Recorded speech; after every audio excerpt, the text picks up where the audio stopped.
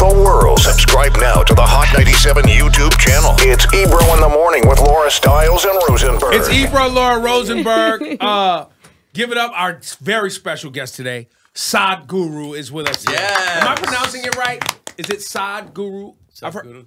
Sadhguru. Sadhguru. And Sadhguru, is that a title or your name? So Sadhguru is a kind of a description, because if you want to learn some scripture or religion or something, you don't come to him.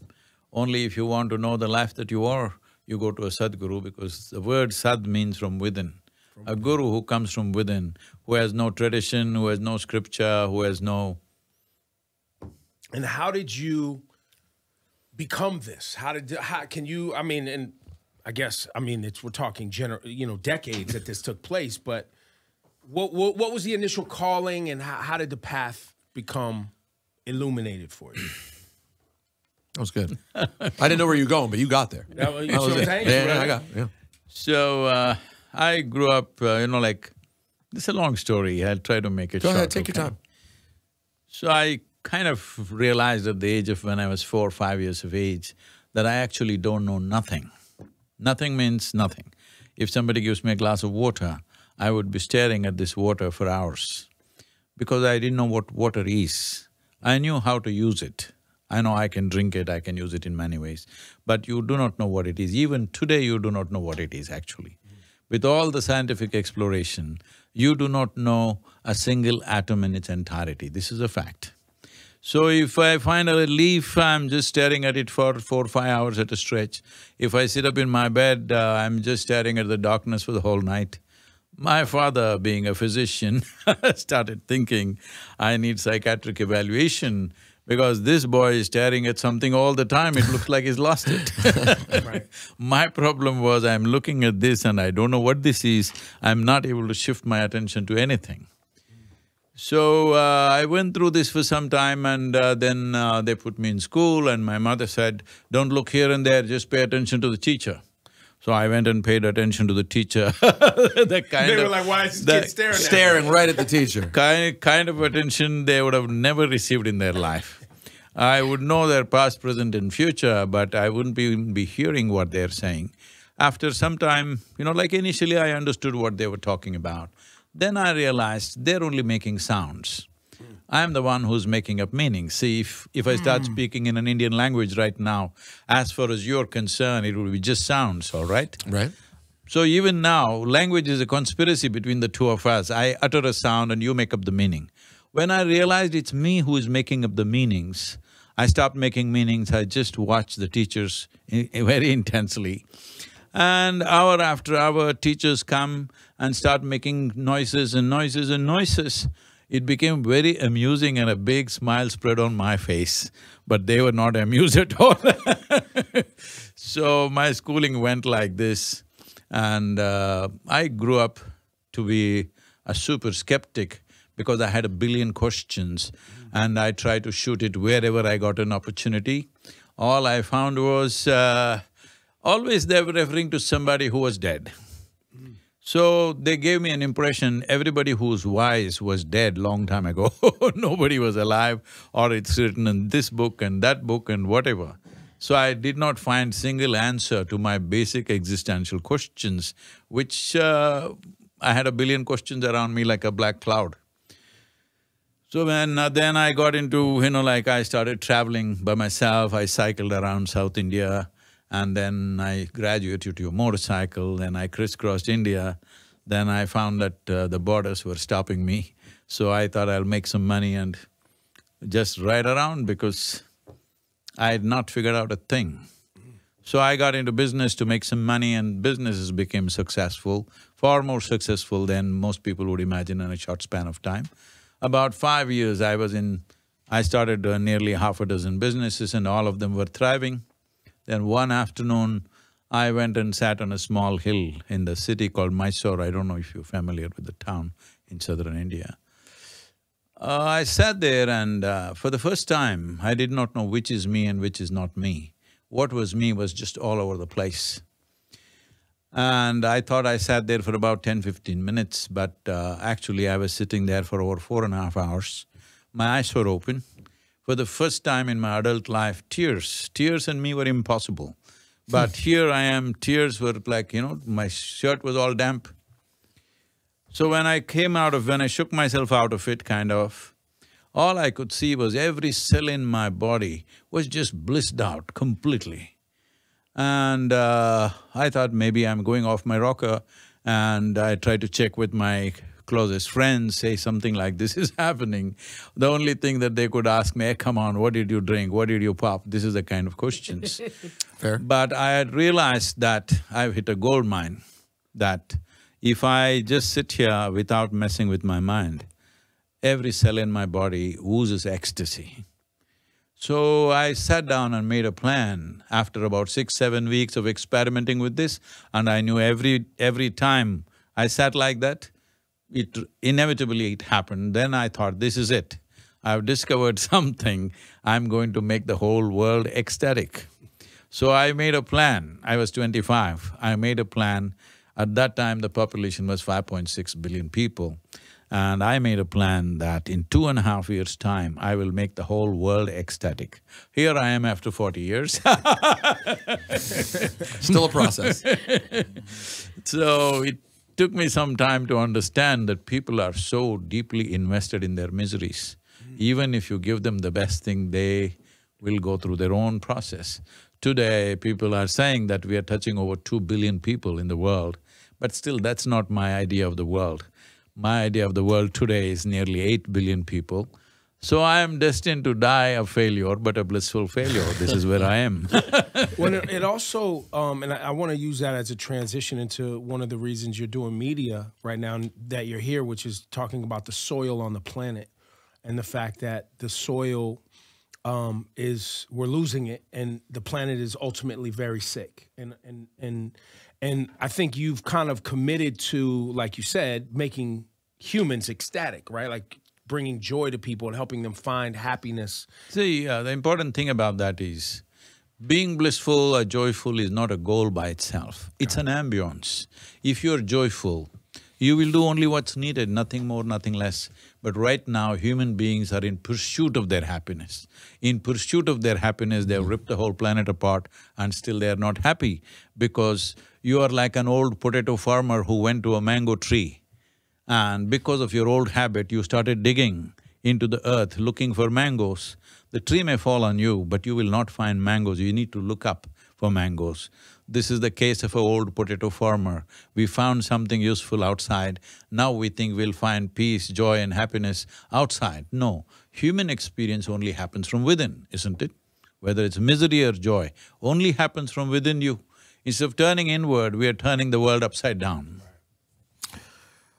So, how did you discover, I mean, we know you had this moment that obviously changed you when you were 25 years old.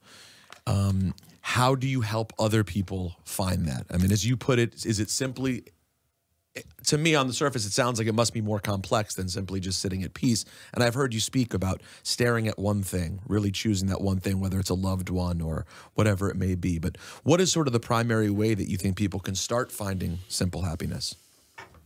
See, one important thing is, you shouldn't be a potato farmer plucking mangoes from the ground. It doesn't work like that.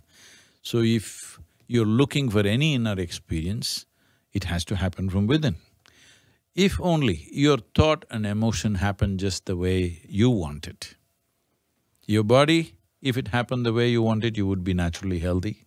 If your mind, if your thought process happened the way you want it, you would be naturally happy and joyful. If your emotions happened the way you want it, you would naturally be loving and blissful by your own nature. So right now the problem is, we have not taken charge of our faculties, and we are trying to take charge of the world, and it's a disaster. Everything we are doing is a disaster, whether we realize that or not. Future generations will judge us that what we have done is a super disaster. All in pursuit of happiness and well-being, isn't it? And we're all pursuing it outside, yes, instead of pursuing it inside. That's the only place it can happen, isn't it? Human experience happens within, but we are trying to create it from outside. No matter what you do, outside situations will never ever be 100% your way or my way. It never will happen. We can have it to some extent our way, that's about it. Comfort and convenience can come by fixing the outside. Well-being and joy will not come from outside, it can only come from within. So, we have created an education system, we have created a social structure where we have been taught by ripping the outside, inside will be fixed. And endlessly we're going on. We have, as a generation of people, we have more comfort and more convenience than any generation ever in the history of humanity. But we cannot say we are the most joyful generation. We cannot even say we are the most peaceful generation. Do you think that, I'm sorry, Laura, do you think that the emergence of social media, where do you think this fits into people seeking outside sort of No, joy? seeking outside is not because of social media. See, the problem is this, right now, for the intelligence and competence that a human being has, it's extremely important that we function consciously. But we are still functioning instinctively like any other creature. Say, a grasshopper is functioning instinctively, even a tiger is functioning instinctively, there's no danger to the world because of his instincts. But a human being, if he functions compulsively and instinctively, there is a super danger simply because of our intelligence and competence. So what does this mean? It means our intelligence, which is the greatest thing we have, unfortunately has turned against us. Our competence has turned against us, simply because this intelligence, this competence needs a conscious expression. But right now it is finding a compulsive expression, unconscious and compulsive expression. This, if it doesn't change, if we don't create conscious human beings, people that if you sit here, you're blissed out by your own nature. If that doesn't happen, all the time you're ripping the planet thinking something will come out of it. Well, we need things to be comfortable, that is fine. The planet has enough for everybody's comfort, but it doesn't have enough to create even one person's happiness, because it just cannot happen that way. Right. When Rosenberg brought up social media, and when I was looking you up, I saw that you have millions of followers. At what point in your life did you see a massive amount of numbers in people following you and seeking, your knowledge?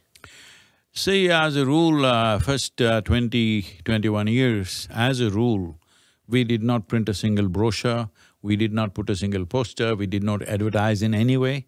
People came only by word of mouth, millions of people came. So it all ran almost like a secret school, nothing secret about it. Right. But because we did not advertise, people thought, oh, what is happening, kind of thing. But this was probably in 2006. I was in United States, our center in Tennessee, and people were looking at various things, and somebody who was supposed to be some kind of an internet expert, whatever, I asked him, what is everybody browsing for? I never get any time to look at the screen. I'm busy with things around me. He said, Sadhguru, about 70% of the data is pornography. I said, what? That can't be true, 70%. He said, yes, Sadhguru. And I asked one more guy, he says, yeah, it's somewhere around that.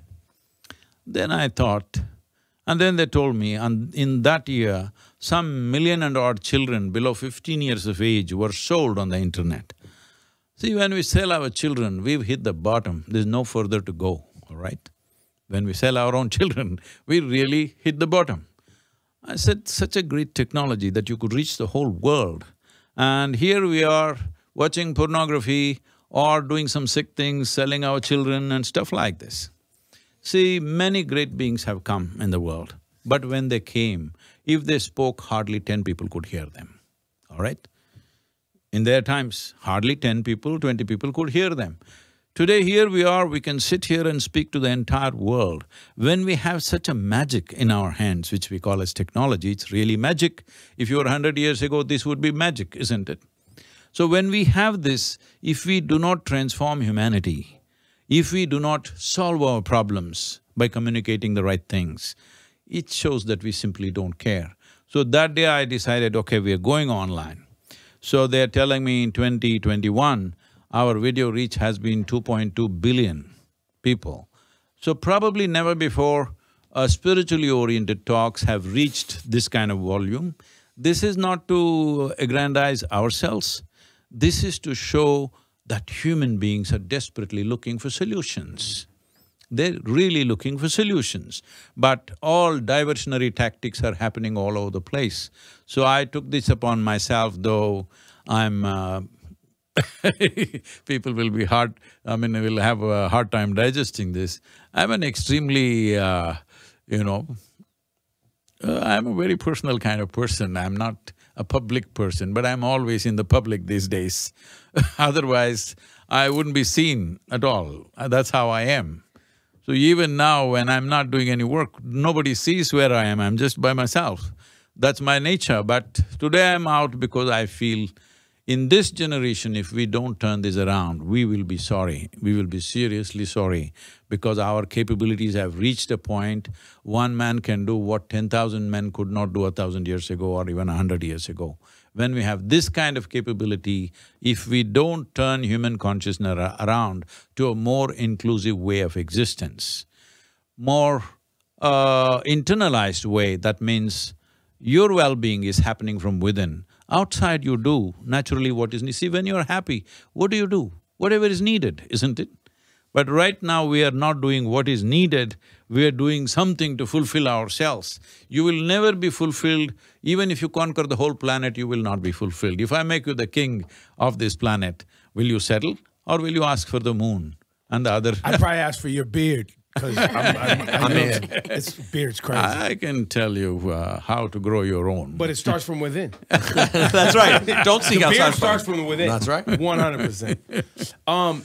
The skeptics of whom you are, I'm sure you don't spend a lot of energy on that, but there are skeptics of anyone that has the amount of followers that you have, the fact that you live the lifestyle that you have, the fact that you speak the way you speak, things in your past. What do you say when asked about the skeptics of who you are? Like, how do you even address that? See, all these issues have been addressed 1,000 times over. These are not skeptics, these are hate gangs who will anyway go at you no matter what, okay, without any substance.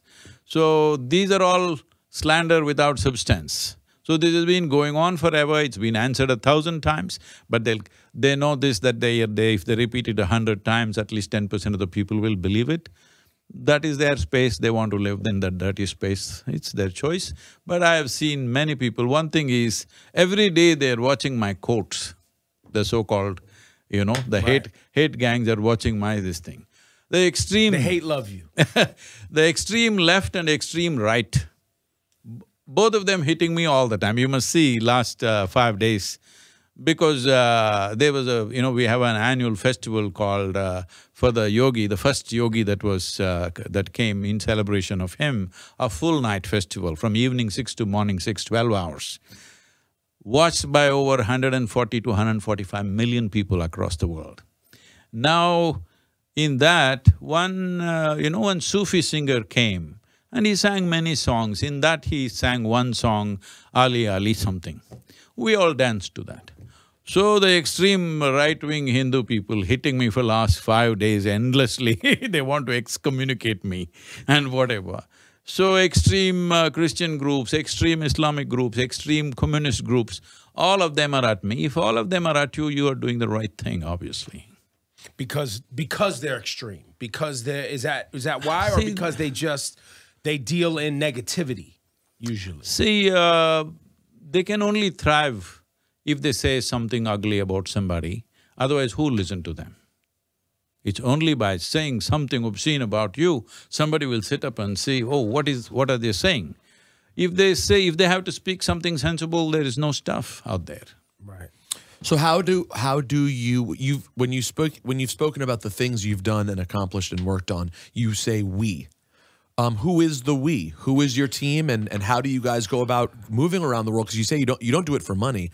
So how do you support yourself, the travel, all of those things? See, the Isha Foundation as an organization has about 5,600 full-time volunteers, full-time, highly qualified people, most of them, and over 16 million part-time volunteers. So these 16 million volunteers support those 5,600 full-time volunteers at various levels, and they support the foundation. And that's how everything happens. And we are all 7 days of the week, 20 hours of the day, 365 days we are on. Wow. The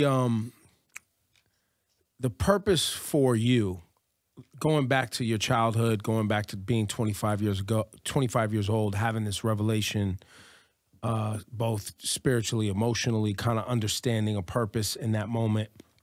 You also said you were very successful at business. So there's a certain level of discipline that you already kind of inherently, I think, have. When you're talking to other people about them focusing inward and training that muscle, right? Because even as a 5-year-old, you could stare at something and ask questions. Like that level of focus is something that is either you're born with or you have to learn. Everyone's capable, but some people kind of have it easier than others when it comes to focus. How do you get or teach or help people? Let me even say this: how do you open someone's self? This whole moment is called as inner engineering. When we say engineering, see right now you have some engineering going on here. The wiring. It's engineering, electrical and electronic engineering. There's a building here, it's civil engineering. How well this machine works determines how well engineered it is, yes? Yeah. If something is working really well for you, then only you say it is well engineered. Is it not important to understand that the most sophisticated machine that you operate in your life is a human mechanism itself? Your own body, mind and the complex mechanism that it is. On this planet, this is the most sophisticated and complex machine on the planet. There isn't anything better than this here. So, I'm asking you, have you read the user's manual? Right. Then if you don't read the user's manual, you just somehow… If the guy who's playing the sound there, if he doesn't know anything about that machine, if he just bangs it here and there, once in a way it works. Yeah. Right now, once in a way people are happy, once in a way there is a sparkle of genius. No, there is a way to engineer yourself that every moment you sparkle, every moment you're blissed out. There is a way to do this because this machine is something that you need to take charge of. But today your education systems, your social structure is such, right from the day you are born they're teaching you how to conquer the world, but nobody is telling you how to take charge of this. The quality of your life will not depend on what you conquer in the world. Even if I give you the whole planet, you could still be miserable, all right? But if you take charge of this one, you determine the nature of your experience. If you determine the nature of your experience, what would you choose, misery or blissfulness? Right. That process is what people come to… Yes. They come for. They're coming to tap in. There are many levels of programs. The basic program that most people do is called inner engineering. It is a 30 to 32-hour program. It is structured in many different ways. These days, first 7 sessions, which amount for about 12 hours plus, is online. They do the preparatory step and then come for the more intense part of it, where you learn a practice with which in 6 weeks' time you could change the chemistry of who you are. When I say the chemistry of who you are, your inner experience has a chemical basis to it. What you call as peace is a certain kind of chemistry. What you call as joy is another kind of chemistry. What you call as ecstasy is another kind of chemistry. Agony is another kind of chemistry. Anxiety, misery, whatever else, you name it, everything has a chemical basis to it. Why is your chemistry sloshing around like this? Something to look at, right? I must tell you this. You know, I was to speak at Tel Aviv. I was flying from Atlanta. Some delays happened. I was to land at mid-morning and then speak at 6:30 in the evening. I landed at 6 o'clock in the evening. And I'm traveling an American airline, so there's nothing edible on that plane, okay? So I get there really famished. I land at 6 o'clock. I have a reputation to keep that I have never been late to a single event in these 40 years of my public engagements. So I just quickly change in the airport itself and rush. I'm really hungry, and I find that I'm speaking at a fine restaurant. That doesn't happen to me always, but on that day it was like that. So I walked in and people had already assembled, people greeting me, and one man comes up to me and says, "Shalom." I ask, "What does it mean?" He says, "It's the highest way of greeting." I said, "That's your opinion. What does it mean, the word?" He said, "It means peace." I said, "Why is peace the highest way of greeting?" In South India, somebody comes up to me early morning and says, "Peace." I'll say, "What's wrong with you?" It is the highest way of greeting because you're living in Middle East, where peace has not been for a long time. Peace is at a premium, yeah. Peace is really on a premium. Yeah. So, peace becomes the highest thing. So whatever you denied of, that becomes the highest thing. But look back and see when you started the square one of your life. When you're a 5-year-old child, to be joyful was natural. Somebody had to make you unhappy at that time. Today the whole world has to make you happy. When did the equation get reversed? And what happened? What happened is just this, that you got identified with things that you're not. You're just born as life and you will leave as life one day. People forgot they're even mortal, they think they're here forever. They don't understand time is right now ticking away for all of us here, yes? That's right. It's not time that's ticking away, it's life that's ticking away. So if we know we have a limited amount of time, every moment of our life, if we are conscious that we have a limited amount of time, and the only thing we have is how we experience our life, because there's no container service in the end. Nobody's going to take their stuff and go, all right? The only thing that you have is how profound and wonderful is your experience.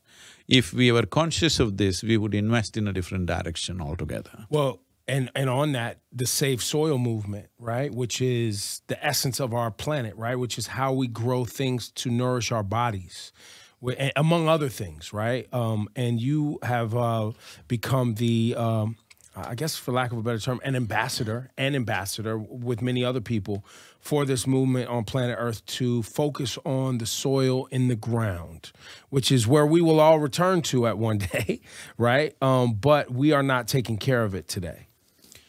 See, to what extent the soil on the planet is damaged is unfortunately not come into the picture. In the last 2 years, I've been working on this. In the last 24 years, we've been working on this on ground with Project Green Hands, then Rally for Rivers, with which we change the policy in India for the rivers, how you manage tropical rivers, and then Kaveri, calling as a project. Kaveri is a river, 83,000 square kilometers of land. 5.2 million farmers live and work here. We are changing that landscape on ground. We have many UN agencies, about 4 UN agencies as our partners right now. And this global soil issue has come to a place where every responsible scientist is clearly pointing out we only have 60 to 80 harvests left. By 2045, we will be producing 40% less food than what we're producing right now, and our populations will be over 9 billion. That's not a world you want to live in. That's not a world where you want to leave your children and go. Because once there are food shortages, all your pretensions of being civilized will be gone. On the streets, people will become like beasts. Once there's real food shortage, it's happened in the past, it will happen again. We're driving ourselves in that direction. Today, the usage of how much fertilizer you need to apply to grow the same crop that you grew 25 years ago has almost doubled. Most people are going on increasing the dosage year on year because the soil fertility is going down. What is it that happened? To put it very simply, it's like this. If you take sand and add enough organic content into it, it will become soil. If you take soil and remove all the organic content from it, it'll become sand. This is called as desertification.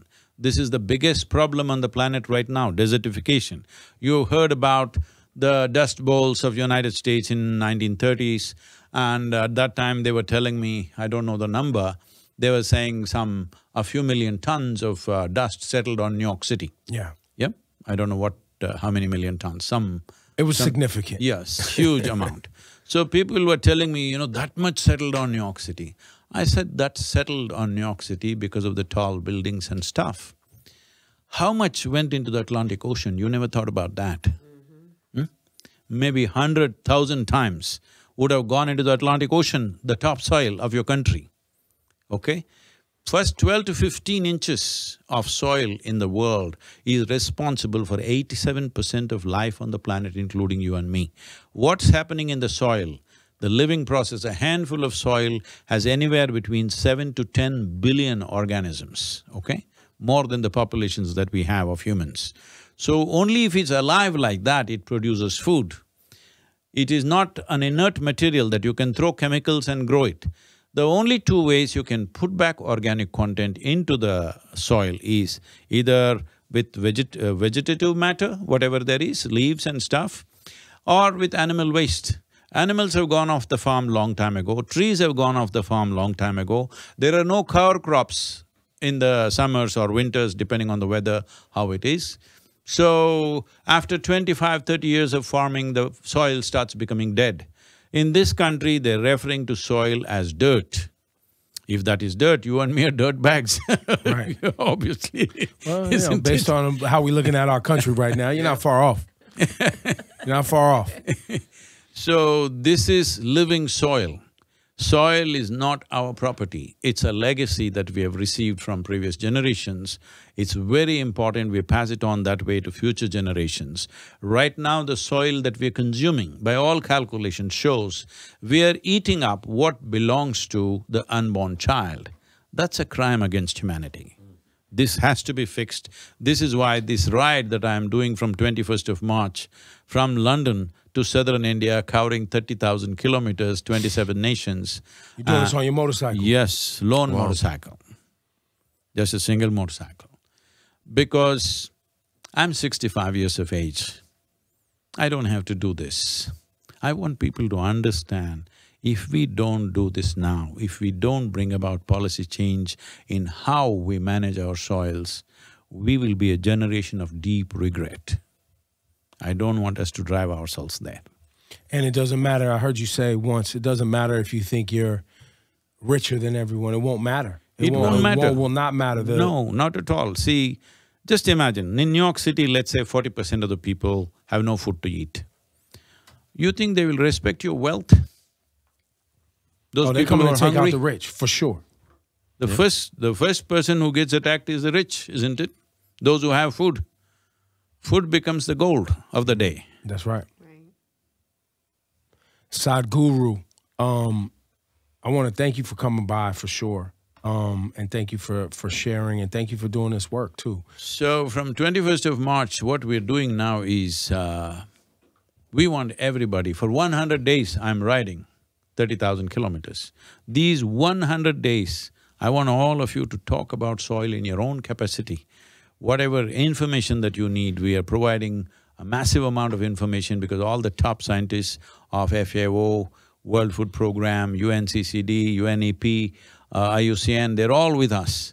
And the top scientists are there. Every information that you want, we will provide. Otherwise, you can always research your own this thing. But the most important thing is everybody who listens to you and all of you, say something about soil for 100 days and let's change the narrative.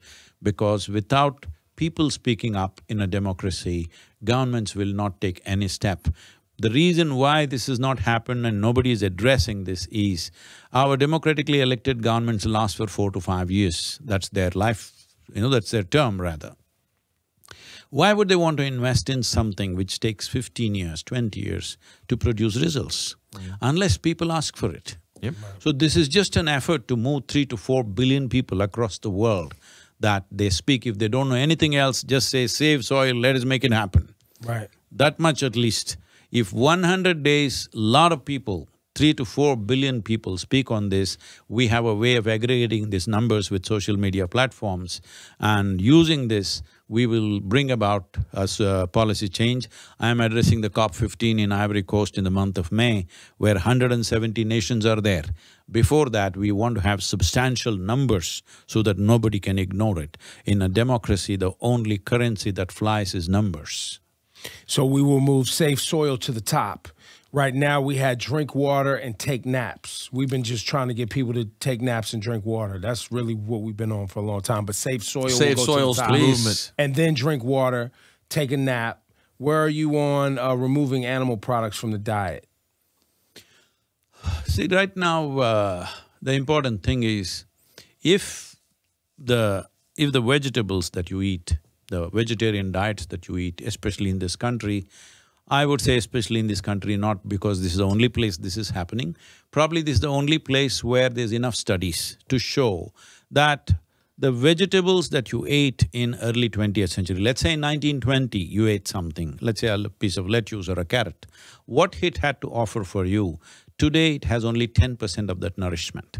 90% is gone. That's right. If you ate one orange, today you have to eat 8 oranges to get the same stuff.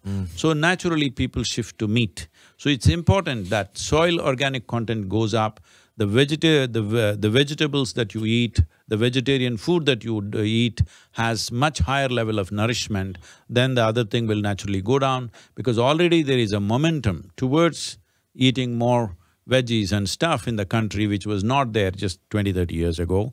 So that moment is anyway there, but the important thing is to make sure that vegetarian diets have the necessary nourishment. That can only be done by enhancing the organic content in the soil. Sadhguru, ladies and gentlemen, save soil. Shani? Yeah, I got one question. So recently, one of the greatest singers of my country, Trinidad, right, Marshall Montano, was in India introducing… Still is. Is in India, but recently there was a big Mahashivratri. Right, and he was introducing soca music to some people, what looked like millions of people. Yep. And you were there dancing as well? I wanted to know They're if you were friends. on That's their stage, friend. They're like friends. whining and getting it on. If like, you know what I'm saying? As we that say in true? Trinidad, getting on bad. Well, Mashal has been there for 7 months now, both him and his wife. And this is a 7-month transformational program that he's going through called Sadhanapada. So he's coming to Trinidad because I'm going there day after tomorrow. To Trinidad tomorrow. Yeah, I'm going to Antigua, then all those countries. Nice. We have also signed… we are also signing agreements or MOUs with the CARICOM nations, all of them together, to bring about the soil policy. We have written a policy document, general one. Another aspect is considering the latitudinal position, soil types, economic conditions in a given country and agricultural traditions of that nation. We have written individual policies for every nation. So we will be presenting to these nations what they can do. We will also be hand-holding them for the next 2 years to make the transition. There is willingness to change because they have seen what a disaster this soil degeneration has been. Nearly $10 billion worth of food imports are happening in Caribbean nations, and nearly 23% of the people are obese, or 52% are overweight, over 50% are diabetic. So all these things, if it has to go, the most important thing is the soil strength. Because who we are as life is just a reflection or a consequence of what's happening in the topsoil. We are not separate from that. Will we get this when we are alive, or will we get this when somebody buries us? That's the only question. Right. So were you waving your flag though? And like busting a wine? No, I'm just messing He with doesn't have… I mean, he's from India, but I he know, doesn't… but you he's know, not on stage you ascribed waving to your a… flag, you gotta, you know what I'm saying? It looked like an Like, you amazing… can't- Yo, Sadhguru, he's from you- Earth, man. You No, just get, what happens is, see, we have found so many ways to divide humanity. I told you. Race, I know. it's not Race- what a happened. flag. Right, I know, I know. Race, religion, caste, creed, nationality, gender, how many ways? I'm saying, if you do not understand the larger aspect of human consciousness, if it's too untangible, at least we understand we come from the same soil. If we don't get it, at least we go to the same soil, at least that much we must get. Sadhguru's not buying any little piece I of know. fabric with colors on it and all Waving that. a flag, But does busting he a chop little or wine, chip? Chop or chip? busting it, tip. Well, know no, what the I'm saying? real issue You gotta before he tip goes down the is, road, you know what this I'm is the real issue. These three think they're guru.